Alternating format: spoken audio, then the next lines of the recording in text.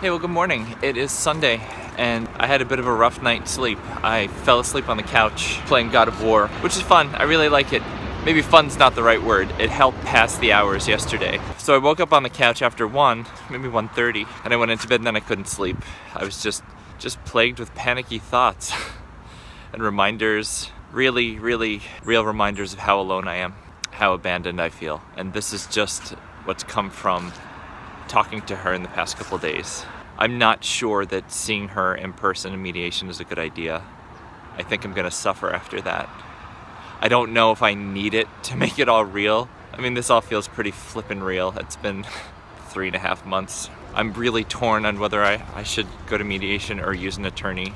To have somebody you love be so desperate to get the hell away from you, I can't tell you how much that hurts. When you know you're a good person. And I try and justify it by saying she's desperate to get on with her life with him. Like I get that. Part of the reason she's so mean to me is just because she can't do both. So she has to shut one out. So she's chosen to shut me out. So it's almost like one of those, like, no hard feelings. It's just I had to choose one or the other, and I didn't choose you. Fuck. I should be chosen. We've been in love for 7 years and she's known him for a little while. I should be chosen. I should be fought for, but I'm not. She's chosen him, and something huge is going on in their collective lives together. Everything she talks about is we, me and him. We're selling his house. After 3.5 months, the story should go, he's selling his house and we're doing something. But it's we're doing this, we're selling his house. I don't think normal people function like that. There's something weird. There's something wrong, or there's some manipulation going on. I don't think you're a we in real estate after 3.5 months. Maybe I'm just curmudgeonly, maybe it is normal. Maybe people do that all the time. It feels weird. It's a weird presentation to me, particularly when I know who she is and I know how cagey she was about her finances. We're selling his house is weird right now. I can't believe how much I've regressed too. Coming into this week, I was doing okay. Not great. Like, angry texts with her are not good for me, of course. And I can't believe how low I am now. I feel like I need to get a handle on that. Like, how have I dropped so low? I think the amount of healing I did was just based on absence. And now that I've had some kind of contact with her, it tears down the walls that I've put up, which tells me what? Hopefully she'll move away soon and get into this dicey new thing that his ex-girlfriend can't know about, because, well, even what is that? What could be so sensitive? The guess is they're going to sell his house. They're going to buy a place up in San Francisco. A place with horses, maybe? Like a barn? A facility? So, what does that have to do with his ex? It sounds more like, is he going to tell his clients? Is he not going to tell his clients? Just sketchy. It sounds more about how he's going to handle the whole thing. But he did the same thing last year when he was leaving the other barn. When he got the opportunity to go to where they are now, he went as soon as he could. And some of his clients just felt left behind. So is that what it is? Because we've seen that pattern with him before. I'm going to bar method this morning, and I'm afraid I'm not going to make it through class. I hope it's not that kind of day. I hope I will be stronger and more positive, but I'm scared for today. I'm scared for the week. I'm wondering right now if when I actually edit this video to post, which will be 2, 3, 4 months from now, will I be editing this from a more positive place? Will I be happy? Will I have dated someone? Will there be good in my life? I mean, I have good in my life. I have good people. I have so much support and people who love me and want the best for me. And I think people are going to think I'm just having a tough time, like he's just soft. But I don't think you understand the nature of the relationship. The relationship was intense and all-encompassing. And when I think about the rate at which we fell in love and were passionate, it was fast and it was intense and hot, and it was everything you want for a love story. And it never stopped. I was all in the whole time. From the beginning, I fought for her. So to be all in from the beginning, and to think she is too, and you have this legendary love story, and then to have it stop by her hand for somebody else, it doesn't make sense. It doesn't seem human. How can both people be so passionately in love and then one just stops?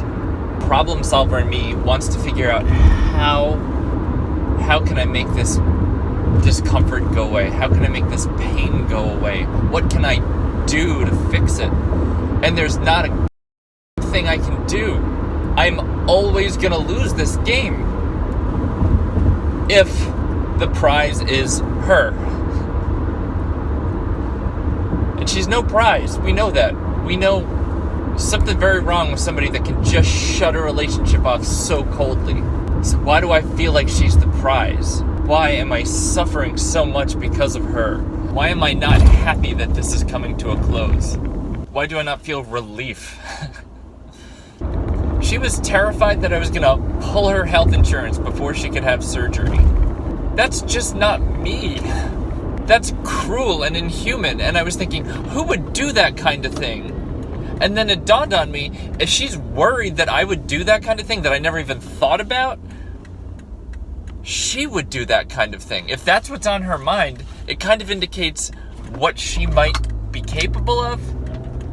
Like, oh God, to have all that projected on me that's a bad feeling. I don't know what it is. I don't know if it's the adrenaline of working out, or if it's working out in the place that we used to work out. Just so fucking sad today. I'm so desperate for affection. I just want a hug. I'm back to feeling like I can't believe this is my life. I can't believe she's done this. It's all fresh again. Like, I don't know how for like weeks I've been somewhat okay, and today I'm destroyed again. I can't believe she dislikes me so much. The fact that she likes or has fallen in love with him results in this kind of treatment of me. It doesn't equate. It doesn't make any sense. People don't just flip like that. It doesn't happen. It doesn't make sense. But she wants to have kids with him. I feel so desperate right now. This is what I was scared summer was going to be like. And this is just the beginning of it. This is just the light part of it. We haven't even met to mediate, to actually divorce. It hasn't even gotten ugly yet. She's not lonely. She's not alone.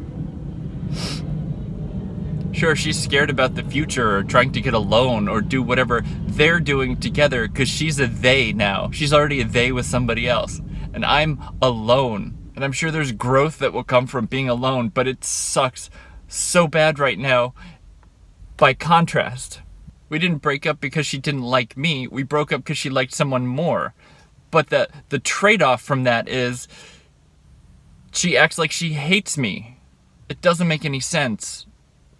It doesn't make any sense. I didn't do anything wrong. I'm just not him. Was I just manipulated for months? Was she just playing me as she built the relationship with him? We planned a trip to go back to Chile and put a deposit on it. It wasn't fake. We were planning on doing that. We were going to Oregon this summer. We had plans. We were making plans in January. Why would she make plans with me if she knew she was going to break up with me? But then how could she just shut it off? Just shut it off in a month. I feel like I felt in the beginning. I'm just devastated again. She has the nerve to tell me she's emotionally exhausted from waiting. She's desperate to get divorced. She's exhausted and resents me. Well, fuck you. Fuck you and your resentment. It's nothing compared to what I'm going to. It's nothing as compared to what you've done to me. I'm sorry you have to fucking wait. And then you text me that you'll always love me and care about me. Bullshit. Fuck you. Look what you did to me. You're fucking evil. You're evil and cruel. And I wish to God that I was celebrating the fact that we're going to be done. I wish I wasn't so pathetically devastated right now. I wish I wasn't crying in bar method. I wish I was stronger. That's what I have to work on. I have to work on being okay with my pain, sitting with it and understanding it and gripping on, letting this wave hit me. And then when I float back to the surface, get up, knowing that another wave is gonna hit me again. And when I get up from that one, gonna get hit by another one. And I just have to be resilient and strong. And when I feel exhausted, as I do now, I feel so exhausted from 3.5 months of heartache and pain. I have to keep going for me. And I don't know why. Because sometimes I don't want to keep going. Sometimes I feel done. You know, people are telling me you're stronger than you think. You're stronger than you realize you are. I don't think so. I think that's something you just tell people. That's a, you know, like a booster. Oh, you're stronger than you think. I'm not strong. Look at me. Look at 3.5 months in. A phone call with my wife levels me like this. The reality of divorce is leveling me. Instead of giving me peace. Instead of giving me calm. Because it just refreshes that feeling of abandonment. Of utter abandonment. And I want to argue, like, this isn't a normal breakup. You know, people grow apart and then blah, blah. But I don't know. You know, this story doesn't feel that unique anymore. As I talk to people, sometimes people just leave. I should be so much angrier. But I think since it makes no sense to me, I think she's sick. I think she's broken. I think there's something wrong with her. She doesn't want me. But I still want to help fix her. You know, she was hysterically crying on the phone the other day, which was probably just to manipulate me. But there was that part of me that still wanted to help her be okay. She's not helping me be okay. Not at all. Nothing is helping me be okay. If when this is all said and done, if she lets me have the dog, then I will believe perhaps she did something to help me be okay. But if she uses the dog as a bargaining chip somehow, no. Thank you for listening to this. I could probably talk on for another 20 minutes. I'm gonna leave. I'm gonna go home. On Wednesday, we will file the papers that say we're getting divorced. That's a harsh reality. Something I never wanted. I just want to be lovingly married. I just want to be good to her because I am good. I'm a solidly good person, true and faithful and loyal. Like and fun and whimsical and creative. Like, we had a really fun life. It never got boring for me, and I always tried to keep it interesting for her. We weren't sedentary. We were adventuresome. We were going off on trips and learning new things, and I was pushing myself. Like, it's what a relationship is supposed to be. And if it was sagging in parts, we could have fixed that, or we could have tried. That's it, you know.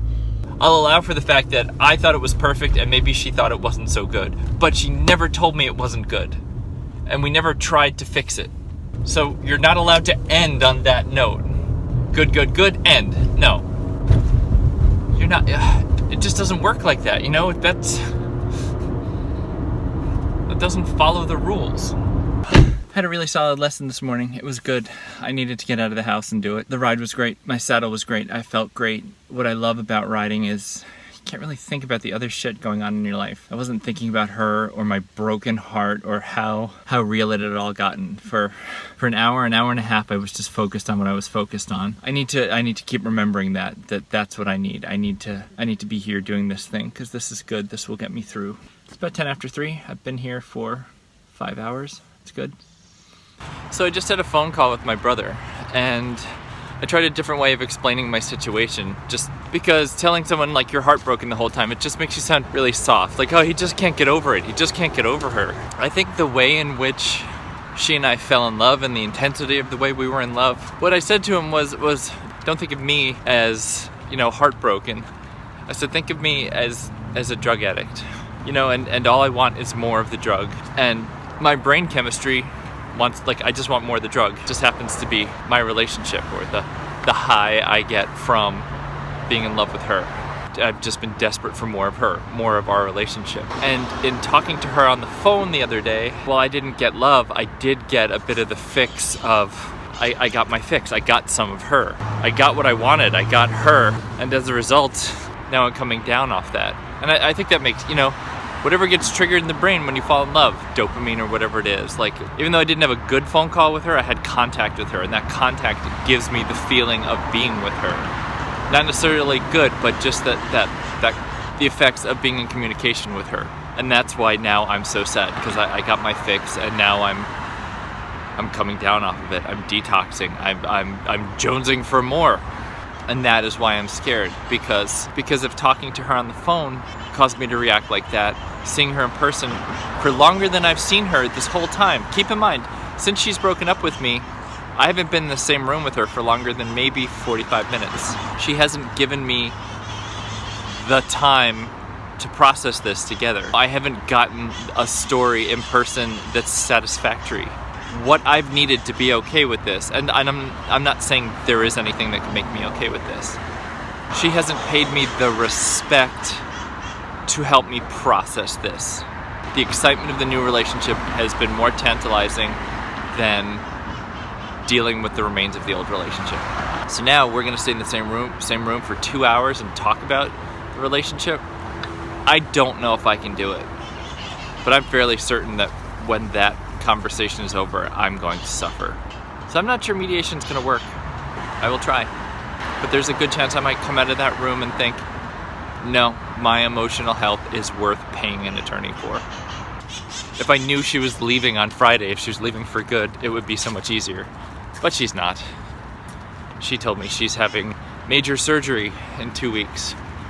That major surgery is removing the screws from her broken ankle. A recovery that she and I suffered through last summer. And now she'll suffer through it with him. I wonder if he'll take as good care of her as I did, because I did everything I could. Thanks for listening. Yeah, that's the thing. Not only did she fall in love with somebody else, she stopped caring about me at all. Whether inwardly or outwardly, she just stopped. And the half marathon thing really is what bugs me. Hey, wait. You know, I started training for that when we were together. It meant a lot to me. She knew it. So the fact that she's never asked me how the half marathon went. Oh, is that, wait, this might be the British Airways. It sounds big. Let's see. Yep. You can just tell. It just sounds like a big plane. Not the 747. That won't be back till October. I think that's the major painful thing. Despite the breakup, I didn't stop caring. Like, I still wonder how her California Supreme Court case went, or like, I still wonder about her stuff. And in the act of falling in love with somebody else, she stopped loving me, but she stopped caring about me. And she might protest and say, oh, I never stopped caring. Well, your actions define you, right? She's never asked. She doesn't care. She doesn't. And that hurts. To go from loving to apathetic. She handled the transfer of relationship badly, absolutely badly and cruelly. But a loss of caring didn't need to be bundled with that. And that's the major resentment. Well, it all is. I will be confused and hurt and angry about this probably forever. I will get farther away from it and turn the volume down on it. But unless it somehow makes sense to me, it will always be painful and always have been handled in a way that baffles me. God, I hope she lets me keep the dog.